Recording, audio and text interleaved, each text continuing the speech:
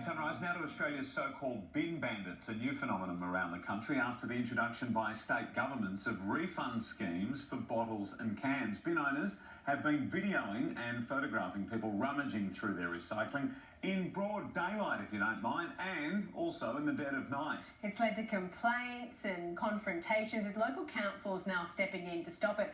But for the bin bandits, it's worth it, with reports of people cashing in up to $2,000 of refundable containers in a week at 10 cents a container. That's 20,000 bottles and tins that need to be collected. But is taking other people's garbage even legal? Joining us this morning is Councillor Linda Scott, the President of the Local Government New South Wales Association. Good morning to you, Linda.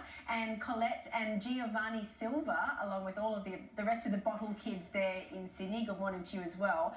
Linda, let's start with you.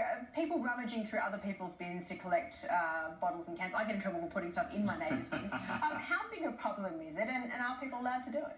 We don't have any official statistics, but obviously we've seen increasing media reports of this becoming a problem.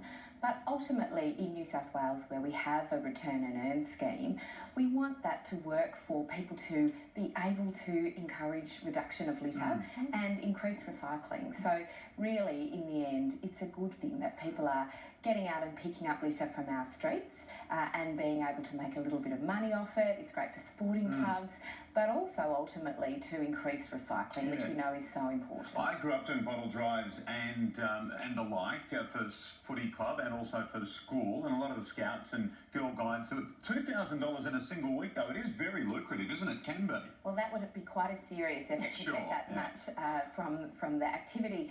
I mean, technically, of course, it's not great to have people rummaging through private bins, and councils, again, legally do own what's in that bin. But ultimately, the goal here is to increase recycling, reduce litter, and we know the return and earn scheme has been successful at doing that. Basil's working around the clock collecting as many cans as he can. Colette, your children have really actually embraced this idea of collecting bottles and cans, and as we heard there from Linda, it's great for the environment. They've even started their own Bottle Kids Facebook page. So tell us how that came about. Well, basically, the kids used to get bottles from our in-laws and my parents, but they really didn't get very many. They only got like maybe $1.60 each every three weeks or so. But when a automated deposit centre opened near us, and we went to a party once, and we were able to get the bottles at the end of that party, we realised that we could do this in a lot larger scale and a lot easier. So that was what the idea came from. And Giovanni, how much fun is it collecting bottles and making the money that you're able to do from collecting those bottles?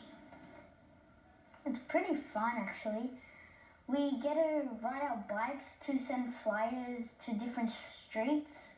So once we send it to like a couple of streets, we get a Bottle Kids phone, and then they message us on that phone.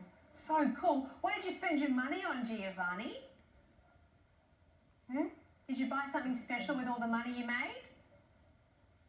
Yeah, we have a money box with 3 compartments: spend, save, and donate. Oh, brilliant! Wow, helping the environment. Our spend is just everyday money, so whenever we go to the shops, we can take some of the money from the spend. Oh, good stuff. What a great family. Fantastic work. Thank you, Colette. Thank you, Giovanni. And Linda, terrific to see people in the community doing it. It is just fabulous and good for the environment, as we say. Learning to recycle and also be fiscally responsible. That's very, very cute. Still to come, the best of this year's Super Bowl ads featuring some of the world's biggest stars.